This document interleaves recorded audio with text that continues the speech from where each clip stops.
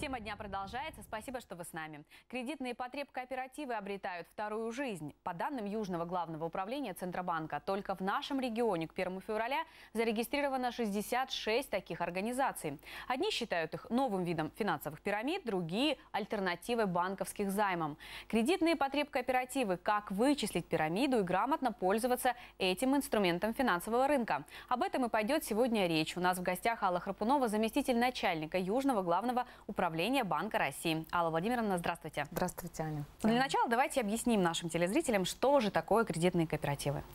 Кредитный потребительский кооператив является на сегодняшний день очень важной составляющей финансового рынка нашей страны.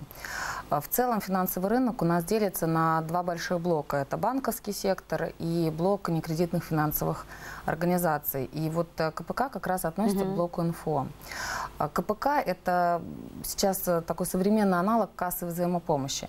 Ну, например, люди, которые объединены каким-то общим признаком, по профессии, например, да, учитель или врач, или, вот, знаете, житель какого-то одного населенного пункта, при наличии свободных денежных средств они решают на принципе такого добровольного участия объединить свои деньги и создать как раз кредитный потребительский кооператив. И вот если потом кому-нибудь из них понадобится финансовая помощь, мало ли что в жизни происходит, они могут обратиться как раз в эту кассу и получить те деньги, ту помощь, которая им требуется. Если говорить о том, чем кооператив отличается от тех видов финансовой деятельности, которые уже существуют на рынке, какие отличия? Банки и КПК похожи тем, что и одни, и другие привлекают средства от населения и выдают деньги, если это требуется людям.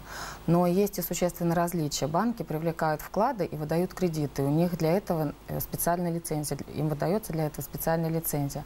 А вот в случае с КПК они привлекают сбережения или пай накопления от пайщиков и выдают пайщикам займы. Очень важно знать, что вклады в банках застрахованы государством, агентством по страхованию вкладов.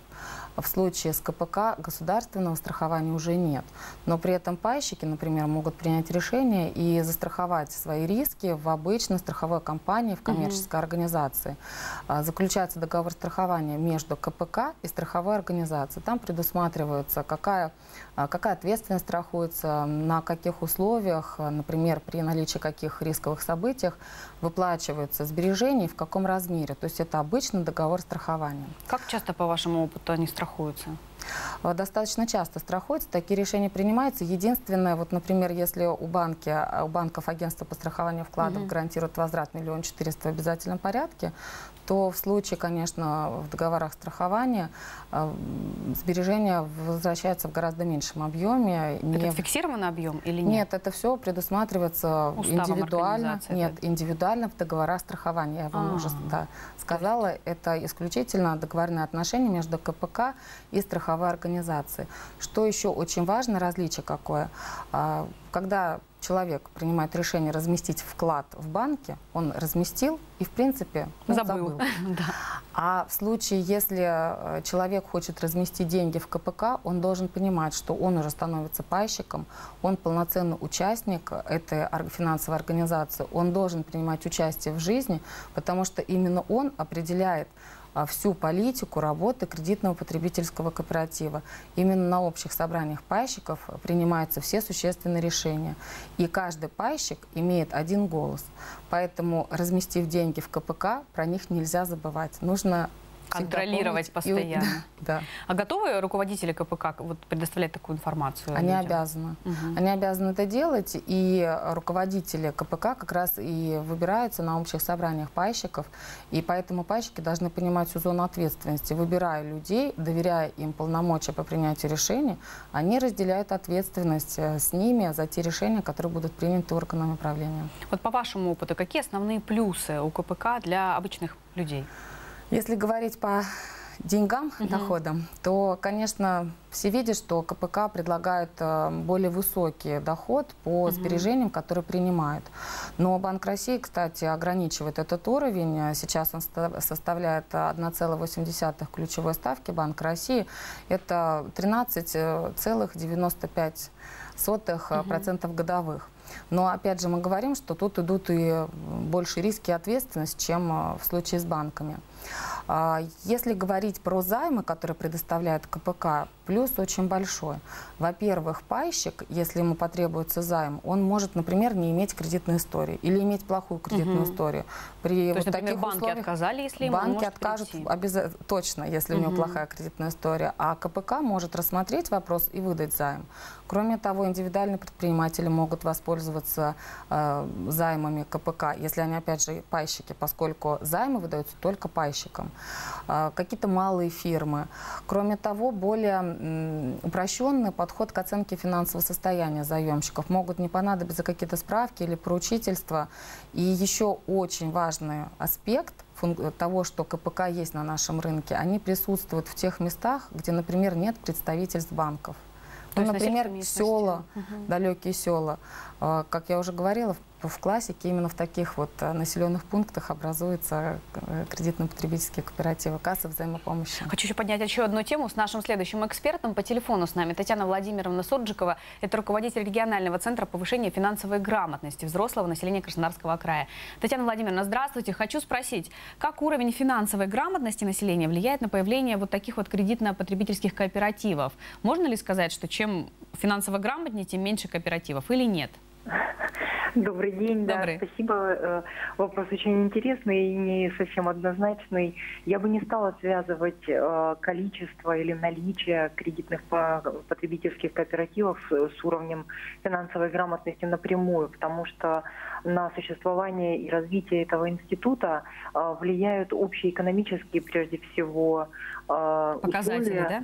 Показатели, да, условия экономические и, как совершенно верно вот только что озвучил эксперт, находящийся в студии, это территориальное разветвление банковской системы, доступность банковских продуктов для населения. Но, конечно, человек финансово грамотный, возвращаясь к вашему вопросу, финансово грамотный человек, он взвешенно выбирает финансовые продукты и обращается к тем из них, которые в наибольшей степени на сегодняшний день отвечают его требованиям и в наибольшей степени отвечают его финансовой безопасности. Татьяна Владимировна, можно ли говорить, что КПК, вот кооперативы кредитные, они чем-то похожи на финансовые пирамиды, либо микрофинансовые организации? Есть ли вот у них какие-то схожие признаки, на ваш взгляд? Ну, только при том условии, если КПК действует не в тех рамках, которые очерчены законом для их деятельности, тогда, конечно, у них могут появляться признаки финансовых пирамид, и неустойчивость и повышенные риски. Если же КПК действует четко в рамках законодательства, то, конечно, нельзя говорить, что можно поставить знак равенства между финансовой пирамидой и кредитно-потребительским кооперативом. Вообще, закон о потребительской кооперации в Российской Федерации направлен именно на развитие этого инструмента как альтернативного банковскому кредитованию, который, в принципе, может удовлетворять потребностям гражданина в определенных условиях. Спасибо большое, Татьяна Владимировна. Да, Я напомню, что на связи с нами была Татьяна Сурджикова, это руководитель регионального центра повышения финансовой грамотности взрослого населения Краснодарского края. Алла Владимировна, продолжаем нашу тему. Вот есть ли какие-то особенности, например, региональные появления КПК, например, там в сельской местности, которая преобладает, как Краснодарский край, да, их больше, вот именно такое специальное направление? Да, есть даже специальное направление сельскохозяйственные кредитные потребительские кооперативы. Мы говорили, люди объединены каким-то общим признаком. Это как раз классический кредитный потребительский кооператив. Сейчас есть некоторые видоизменения, коммерческие типы образования, но в классике это общий признак. Как Центробанк контролирует работу КПК? Есть ли механизмы как раз для того, чтобы смотреть, как они работают на рынке? Можно ли их проверять, вам прийти? Конечно, все финансовые организации, все легальные участники рынка, которые включены в государственный реестр, и который ведется Банком России и раскрывается на сайте, они под надзором Банка России.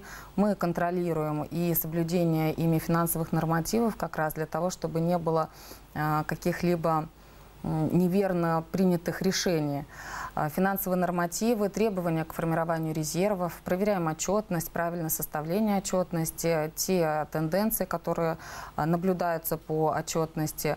В случае появления каких-либо признаков нарушений, признаков возможных ошибок мы принимаем меры надзорного реагирования. Безусловно, проводятся инспекционные проверки в соответствии с утвержденным планом, поэтому весь спектр надзорных мероприятий, в том числе и включает надзор за кредитными потребительскими кооперативами. Правильно ли я вас поняла? То есть, в принципе, если нужно проверить как-то кооператив, достаточно зайти на сайт Центробанка и посмотреть, есть ли он в реестре? Не то, что проверить, а когда, например, человек хочет разместить денежные средства в финансовой организации, и он видит кредитный потребительский кооператив. Ну, рекламу, например, Первое, обычную. что нужно сделать, проверить, легальный ли он участник финансового рынка, поскольку принимать участие в нелегальных схемах не рекомендую. Легальный ли участник финансового рынка проверяемо через как раз государственный реестр, который раскрывается Банком России на своем сайте в разделе «Финансовом рынке». Второе условие обязательное для работы КПК – это участие в саморегулируемой организации СРО. Эту информацию тоже можно получить на сайте Банка России.